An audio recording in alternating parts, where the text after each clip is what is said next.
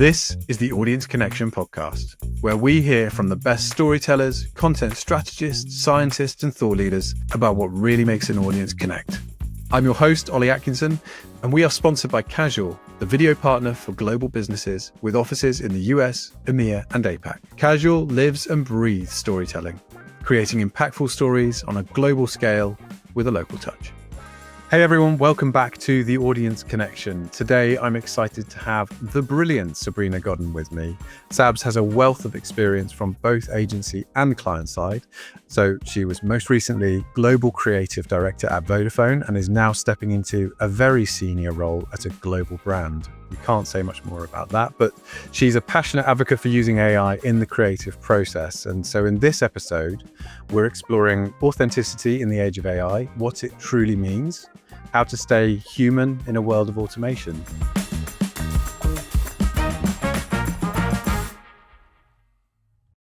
Sabs, it's fantastic to have you here and thank you for joining.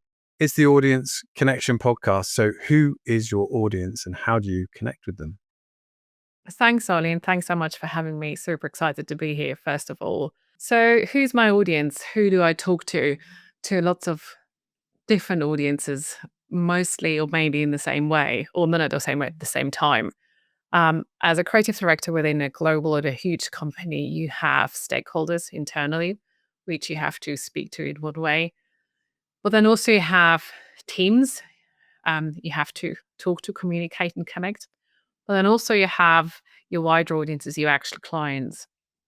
And they're obviously and always the most important. And as a creative, I strongly believe that creativity is a universal language that connects us. It's really finding to bridge these gaps between brands and audiences, really tap into people who have, simple problems, whether that's connectivity at the moment, gadgets that don't work, cars that don't run. As a creative, you are a problem solver. So we speak to people who need to have problems that need to be solved. Yeah, and creativity is not just limited to one area, is it? It covers absolutely everything. It sounds like you're spinning an awful lot of plates. Um, in that instance, like how presumably AI is incredibly alluring for someone in your position, but how did you get started with your AI journey? When did you first start to implement it into your workflow? I think probably need to take even if that's a step further back. It's yes, AI is super important now, and I will get to that point, but I think it's creativity and technology. It's not just AI. So I've been in the industry for quite a few years now, and technology. I always loved to integrate technology in our creativity and the creative journey. And now that we have AI, we talked about that maybe 10 years ago for the first time, and now we go into Gen AI, where it becomes much more accessible and probably more tangible because people can see outputs. They have a better understanding of the impact of the technology that's been with us for many, many years. With having to wear multiple hats in my position in this role, it's really bridging. I'm always about bridging gaps, between technology and human creativity, but also integrating AI and Gen AI in our teams to enable my team members to have bigger impact, to become more efficient, but also more effective. Someone asked me the other day, where should they use AI? Where should they use it the first? And a good point is to think about what do you not like about your job? Why do you really hate? Is there certain tasks you could easily shove away? Use it for the stuff you don't want to do, and it can really help you. But there's the more exciting part of it where use it to amplify what you want to achieve potentially, but make sure that you remain critical and you remain to be seated in that driving seat. So it's not suddenly taking over for you, but really use it to your own benefit. And while you do that, always embrace the unexpected, learn from it, and have fun with it. Yeah, if you're asking people to just embrace it and go with it, I do also think that humans are inherently lazy. And there's a real temptation to just let AI do absolutely everything. What would your advice be to them, how to kind of add that human element back in? You're right, humans are lazy. And I'm teaching a course at the moment that is AI creativity. We have now fantastic tools that help us to be faster than we've ever been before, but also reach and create stuff when we weren't capable, or it took us much longer to get to the point. So people then think, oh, because they have the tech, they could just do that super quickly, and then they have it done. Um, but then people get frustrated because the output isn't as good as they wanted. That it is, it's, for me, it's always don't be lazy, because when you're lazy, and that was well before Gen AI, when you're lazy and you're trying to use shortcuts, in the end, that will come out and you will fail. So, sure, use it in your journey. I use it on a daily basis. And as I said, experiment with it. But if you become lazy and you just use an AI, then we get to the danger that everything will look the same. But if we really remain, as again, going back what you said, remain critical, be cautious how we want to use it, and we really drive it, that will remain those people who are not lazy, who really go into the nitty gritty of it, who really twisty, who bendy, who ask the questions. They are more uncomfortable and have this chat, this banter with technology now. They will stand out. Lazy people, they will just drop off at some point. Yeah. Yeah. It's like there's this whole thing about AI slop, isn't there? And it's going to fill the internet with AI slop. And really, the internet is already full of terrible stock edits and terrible, It was that was there's loads all of terrible AI. work out there already. That's not AI that's doing that. That's us. Emotional resonance is why it still matters. So that feeling of connection, the goosebumps, the hair on the neck, the lump in the throat. Have you ever had that from AI generated content? Where we using it the most, and I'm gonna get to that raising like hair in a minute.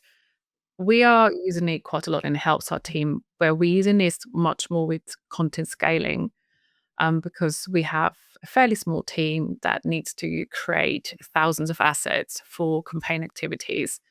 Then we are really using the AI within the content production. We've had the ideas, and the ideas was 100% human creative, but we're using now the tools to really amplify the content following the creative direction we've given it. We haven't created a signal piece that would really give you the goosebumps yet, to be completely honest. However, I have seen pieces, and that's probably more from individuals. It's not the tech, the output, it's still the idea behind the film, behind the content that's giving the goosebumps. I have a very talented video editor in my team, and she's experimenting a lot with that. And sadly, can't show it here, but she created a very short video just to test certain tools. And the story behind it nearly had me in tears, but it was just the human storytelling behind it. It's not the tech that that gives us the goosebump. It's still the humans that make that happen. But we can now make that happen maybe slightly quicker, maybe with less, yes, with less effort, with less production set up behind it. But it allows people to really bring their own stories to life. And I think there's a new challenge where we actually need to change how we think creatively. So before, you would sort of assess a project and go, okay, this is how I'm going to execute that. But the rules have changed so much in the last sort of few weeks, and so it's changing so much. But we need to stretch ourselves creatively of how to use this new tool. And I still think we're in our infancy there on how we approach it. And we are. And look, there is, again, I find that it's super exciting we're here now. I've got a 9-year-old who loves to create his own videos. And I think I've talked about it yesterday. He's created Italian donuts eating babies. And I think something's wrong about that. But there are amazing tools out here where we can really play and play around. But it's still, I think we need to be careful how we're using it. And yes, there is a lot of rubbish out there. And just because you use AI to produce it doesn't make it better. That doesn't make it justified that you should be doing that, in my opinion. Um, but it's good. People learn with it, and people should have fun. And I think sometimes we need to take a step back and be honest about it, rather than expecting everything what everyone creates needs to be perfect, brilliant, excellent. We should also be honest and look, I've just had some fun with this, and that happened. Yes, by far, this is not perfect. This is by far not the final piece, but it's just to see, what's possible. And I think that's where we should allow, maybe be less judgmental ourselves, whilst, and again, going back, still being critical about the actual end output. Yeah. Yeah, I think you're right. I mean, however, do you think there's a risk if we do lean on AI a bit too much that it becomes the Google Maps of creativity and we all forget how to create something? We lose the brain is a muscle and we do need to exercise it to keep it going. And um, it, it does feel like there might be if you rely on it too much. I guess this goes back to your initial point about don't be lazy. Make sure you're putting that into your place. Where is the human section in your workflow where that's the human bit where you input and then you do an AI sprint and then you go back to a human sort of input side of it. But do you think that we're at a risk of becoming you know reducing that area of our creative area of our brain because we're leaning on it too much? I think there will be a divide. I think people who want to, always have been and have that ability to drive creativity, have that true creativity at heart, they will they will not let go of that. They will not hand that over just because they have the tool. They see the benefit of the tool. But you have others who will they will use it because it's there and they think that's what they should be doing. We've seen this, and this is a repetition that goes back to, suddenly we've had no tech, then we've had tech. So everyone was a web designer, everyone was a web agency, and you've had them overnight, you had them in every corner. 2 years later, 75% was gone again, and you've had 25% who actually succeeded because they knew what they were talking about. They understood the technology, they understood the drive.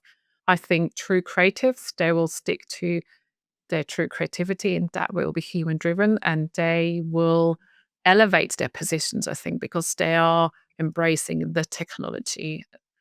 People who use it as a shortcut, they will be here for a while. There will be a lot of noise, but I think that noise will dim down. Yeah, I agree. And what would you say about the I think when we did our call initially, we were talking about authenticity and what it means to be authentic. Now you've got all these new platforms where you can create footage by a prompt and it appears and it's so real you can't tell the difference. And so authenticity is so important in connecting, and it's used as a word all over by brands for that. And but do you think we're entering into a new era where authenticity is different now? Potentially, yes, we do. Authenticity is more important than ever, I suppose, for a brand. I think an authentic brand will always succeed. I think specifically in our industry, that people are quite often too poo-poo over something or point a finger at something because they know it's been created by AI, and they feel it's less authentic. I feel that that part will go away, and we will accept that the majority of the content we are creating will be created through AI. This will become part of who we are and how we create and how we produce. That's the tech. We will evolve with that. For brands to be authentic, that is extremely important. But that means they need to stick to their vision, their mission, their purpose, even more so, and not just because they have the technology now or let that influence and derive from that. People are more critical about how a brand talks, how it makes them feel, where it will take them, than potentially whether that single asset is being created by or with support of AI. Yeah, but that's obviously being done very well by some brands and not so well in others. What would you say are the red flags to look out for if you can see a brand that's, if a brand's disappearing down an AI hole, what would you say is the kind of watch outs? Well, there's so many brands, companies, services who just include AI to whatever they've done. They've never spoke about it. It was never been there. And I think that's definitely a huge watch out. Brands who stick to their voice and their same language, I think that's the brands you can trust. I think it becomes sticky and dodgy to brands who constantly change their direction with the wind or depending what the wind blows. I think if you need to stick to your vision, to what makes you you, what makes you really connect with your audience, to have that deep understanding of your audience, their what they seek, what they need, what their pain points are, and that's how you connect to them.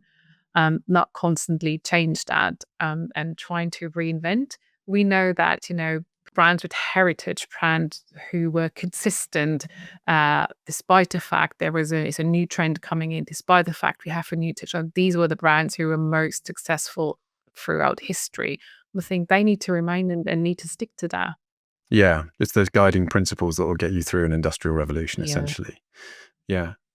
Um, what would you say is a kind of way to foster AI and creativity within the team? What's the best language to use? How do you start to do that in a team? If you've got a brand that they're looking to implement more AI in their process, what's a good starting point?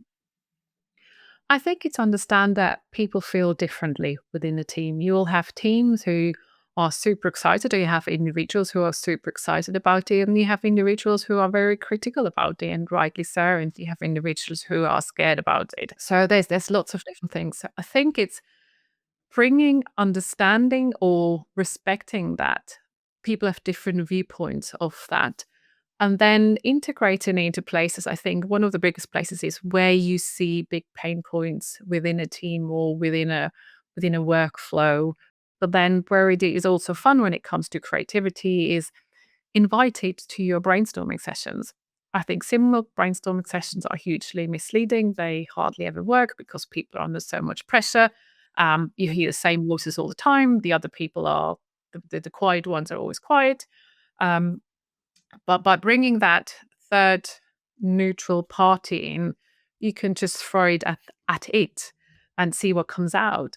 And that can open up amazing conversations, whether everyone's happy to point a finger at bloody AI who's just created something that's completely useless. Even that is a good starting point, because it it it's an icebreaker. So you think it's identify the pain points, and that's where you can take weight off your staff or weight off your team members by integrating it, by letting them have a little bit of fun with it and by growing with it. And it's that person, as I said, you can point a finger at, and you don't have to worry about AHR going to say anything if you even rude to it. So there's different ways how you can do that.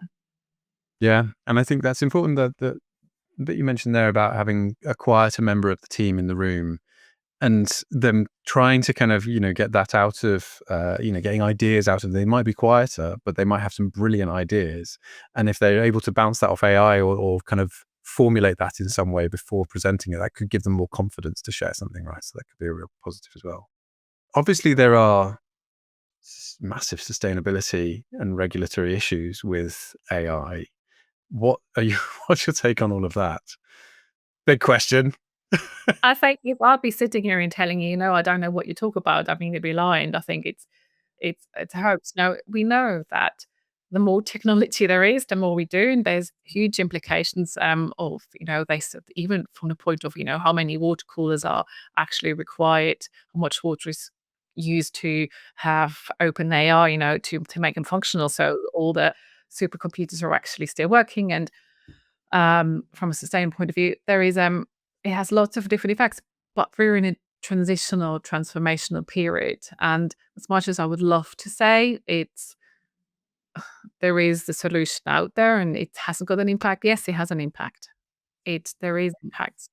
But I think that goes back to us humans, and we're also working on that, and people are working on it. And it's important that we have people being critical around that. And then we have loud voices who know much more about that than I do, but who really stick behind it and see that we can create a balance. It's always when you have a revolution, doesn't matter what, something shifts out of balance. I think now it's important that we working on bringing that balance back in to become and be sustainable when moving forward with it. Yeah, completely. And that sits with obviously the tech companies and the governments, but then it Yeah, does sit with brands and how how we it's also really, personally yeah. respond and And how we people need use to be AI as well. aware of that. Yeah. Yeah. So in our initial chat, we talked a bit about the expectation from senior stakeholders and how there's this idea because of all the narrative that's come out from the tech companies about how much AI can do, and it can do a lot. But there's this expectation now of just produce it with AI, whereas actually that's not the reality. Have you had talk a bit about that experience? Walk us through your time, talking to senior stakeholders about AI. We completely had that. And it's, managing expectations can be really hard in that area and that space right now.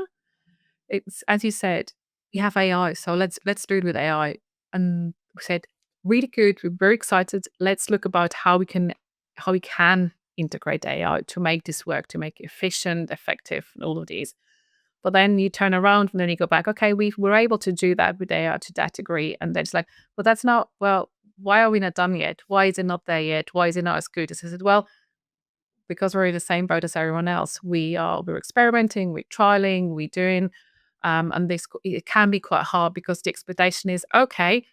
The tech is out there now. We need to use it right now, and it needs to be perfect. There's many times where we had blunt conversations where it was yes, but that was it's not actually better. It's not actually quicker, isn't it? Was that actually cheaper? I said, well, to be honest, no, not quite yet. But we're getting there. It's just a way of how we using it and experimenting with it. And we will get there. And we've done this now here. This is by far not what we're going to show to the end user, but at least we have certain learnings. Okay, now we can take this forward. And I think that's important that there's transparency. I think transparency is key in order to you're able to manage these expectations. Are they easy conversations? Sometimes no, they're not, but they're still worth having. And early buy-in as well. So getting Yeah. your stakeholders to understand what the Yeah. journey is going to look like really early on. Yeah. Um, yeah, that's definitely something we've seen really helps. And with all creative projects, it's probably going to start off being a bit bad, and then you develop and you iterate, and that's how you grow, right? That's how you get to where you want to get to. So And I think iterating, is the key. If everything starts with a single line or a single dot, and just add to it all the time a little bit, and then take away, add a little bit, take away a bit more, add a bit more, and I think you will get there. And it's just not giving up on the way. I was thinking there might be, a future where you have a website and you have this sort of one door, which is, would you like to be produce something with AI, or would you want it like it completely human made? And there is obviously, we've seen a trend in our industry about pushback on AI content and people wanting to do something very analog almost, going completely the opposite direction. Can you see a future where there's that sort of divide? Or do you think AI will be integrated into the entire process and it will just I become a think tool like AR anything else? will become part of how we work. I The human touch, I think people are very aware of that. And we talked about authenticity, and it will be key and it will remain. But right now, because I just thought, if you ask me if I'm going to a website and then you have the two buttons, do you want to see this how it's been created by AI, or do you want to see it how it's been created by human? I would quite boldly say that 90% will gonna go have a look at how it would look like when created by an AI, just because of we're curious. We're curious by nature. The majority of us is curious by nature, and just to see whether it's good enough. But there is always a thing. I can always come back if it doesn't work. I can then go the other way, just to see both. I Yeah. think And then you tell them, you say, I never went through the AI door. I always no, went no, to I you anyway. always I'm went very, that first. I'm a purist. I'm a purist. I'm just humans only. That's what we all love to believe. Yeah. Yeah. But Yeah. if we're all really honest, I think it looks quite different.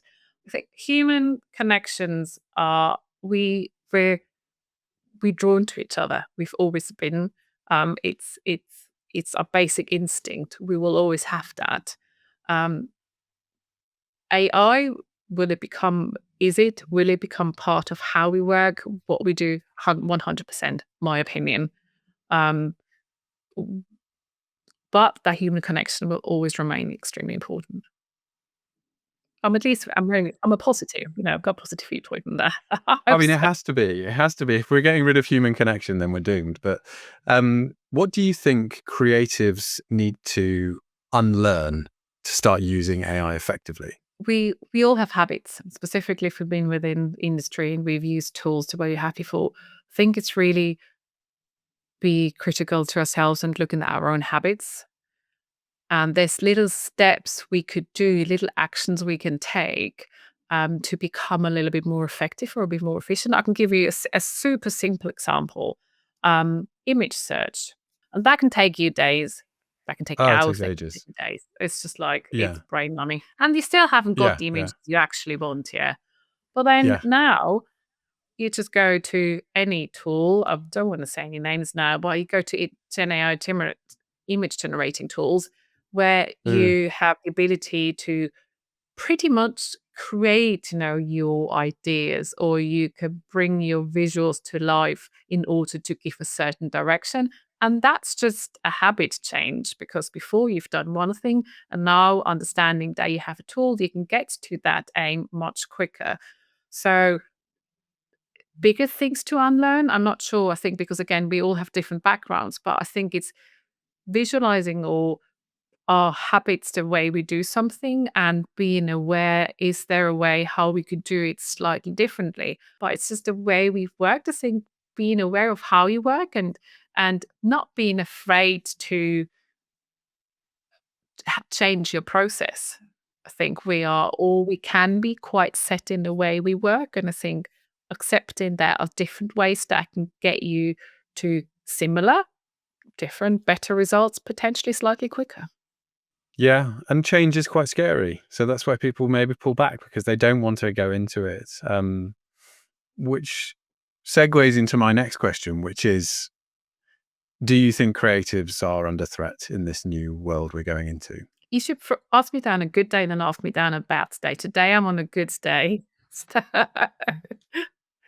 I think it goes back to an answer I've had earlier: is a true creative? No, because it can take you much further than you probably thought of. It can really amplify your ideas and your thinking. Um, is it harder for people who come out of university, who quite often maybe have learned, it's a more manual way or manual art or much more analog art? I think it can be scary for them. I can just say no. There's a lot of stuff how you can bring the analog world together to the digital world. So there's a lot of layers you can put on top of each other to actually work together and be more creative. So my answer is I don't think we are under threat because we just have given amazing new tools how we can really be more creative. Yeah. AI is essentially an avalanche moving in one direction, and it will always just keep, and that might change. You might be able to ask it to go the opposite direction. But at the moment, if you ask it to do anything, it just agrees and produces something for you. And that creativity, the mindset of like, okay, well, let's do something different and go the other way, or let's do something that's it's more space to breathe, or let's, that, and that's, I feel like you're still going to need creatives to achieve that. Whether that 100%. changes in the next couple of weeks, I'm not sure, but at the moment, I feel that's the case. Well, see what happens once we hang here up, what's the latest updates, and go Yeah, online and see exactly. if something else, come up with something else. But you said a really, really good point just now, and it will always agree with you, whatever you do with AI. And yes, whatever you ask AI to do, I mean, whether that's you use OpenAI, or whatever question you put in there, it will always agree with you and it will always tell you how great this idea was, how fantastic and how brilliant it is. But if you ask why this isn't okay or why this shouldn't be working and what's wrong with that, then it's much becomes much more interesting. And then you are challenging yourself instantly. If you go to AI just to seek a shoulder tap, then fair enough. But that's not how you're improving, and that's now how it won't help you to improve. But if you're critical and if you remain critical and if you asked a critical question, then I think you can get some interesting conversations going. How do you make sure your team isn't just chasing the next AI shiny tool? What's a framework or anything you can put in place that makes sure the brand is protected and you're not just chasing the next thing? It's a really good question, specifically now because everything's changing so quickly. And then you constantly want to go and grab and want to grab and want to go and grab. I think it's important that you're honest and start slowing down a little bit and not just constantly race with it or trying to even go as far as racing ahead of it. Is have tools, have a process. You've analyzed that. Let's say you've gone through that workflow, you know where your pain points are, and then stick to something and really trial and error it, fail with it, and then don't just give up because it's quite often people with ADHD feel like there's so many new things out there and we can do this and do that and do that and that and that. I think you need to just take that step back and understand, okay, these are really our pain points. This is what we want to achieve. Now we are going with this, that, and then really, take it apart, experiment, rip it apart, go really deep. And then, yes, iterate, review after a certain amount of time. Yes, it's all about going faster and more efficient. But there's also a point in time where you need to take that step back and just take it a little bit slower and really go a little bit deeper. Yeah. Yeah. I think that there's a lot to be said for slowing down and just focusing Yeah. on what's working, and looking at the creative process in general. And there is at the moment there's a massive trend of chasing the next thing, and Yeah. so if you can, I guess it's that sense of safety as well that you need to foster in the team. And how do you do that? How do you make sure failure is okay?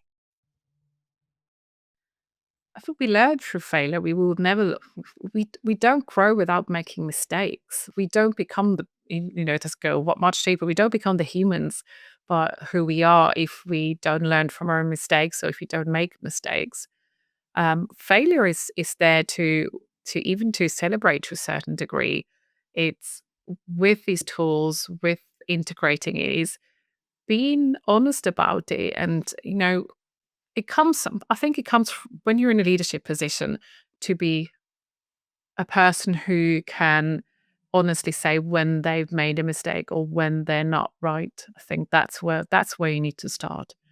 And I think for people to understand, okay, this person, people look up to certain people, being able to be transparent about it when mistakes are happening, and that's okay. And not it's okay, okay, something hasn't worked. But there's learnings we can take from that. So let's learn from that. Let's not just put a head in a sands and be worried and be angry about it. That's not helping anyone. It's really embracing that and thinking, okay, maybe that didn't work that well. So what could we do differently? What could be done differently? How can we approach it differently? And you learn from it. And the next time, it won't happen. It might another mistake might happen that was unpredictable, that we couldn't foresee, but that's fine. So let's analyze it, let's visualize it in a positive way, and then move on from that. There's no point of looking back constantly because it already happened. It happened. There's no point. You can't change that. You can't go back and make it unhappen. So accept the fact, whatever it was, learn from it and move on. Yeah, and then that vulnerability comes from the top as well, doesn't it? As long as that's Yeah. that's coming down, then and that's the culture that you're showing, and you're able to admit to your own mistakes as well, then everyone else feels safer to do so. The last question that we're asking to all of our guests is, who is your audience of one? So who's that person you think of when you're creating a piece of content, a creative idea? Who is that person for you that you're speaking to? It's always the same person. It's my uncle. And it's funny, he's a creative director. So Marcus, I was working in his agency for many years, and he taught me a lot. We call him the eagle eye because he could spot everything. So when I create ideas and or concepts, I always go back and visualize myself standing in front of him and talking to him and through the idea, and think about all the different angles he potentially would be looking at. And from a design point of view, he's a fantastic designer. Whether, have a thought about all the difficulties, how is he affecting someone when they interact with it. So he's been an amazing he's a great uncle. He's been an amazing boss for many years, and he's still something I think about all the time. He sounds almost quite close to AI, if I'm honest. He's sort of so thorough with where he has the eagle eye. But yeah, that's fantastic. How do you think that changes your process in terms of when you're delivering something? Is it just you think about it more critically or strategically? What is it that changes in your work, would you say? I think much more critically. Of course, there are moments where I could have sat in a corner and just cried because I thought of Haddy, and he basically told me, you have to go back to the drawing board. And I didn't understand, why do I have to go back to the drawing board? And when I came back from the drawing board, I actually could see why he said that in the first place. But, yes, I am very critical with the work I am doing myself. And I think the one thing I maybe have to learn is that, well, I am critical with the work my team members producing, but I always try to turn that phrases positively as I can. It's okay to be critical because, as I said, even now we need to be more critical than ever. Otherwise, everything will be completely the same. Yeah, makes sense. Sabs, thank you so much for coming on. I really appreciate it. It's been a great chat. So yeah, thanks for coming on. Thanks for having me. Thanks to Sabs for joining. If this episode got you thinking differently about AI, please do share it with someone in your team. As always, thank you for listening to The Audience Connection. And if you want to find out more, please go to casualfilms.com.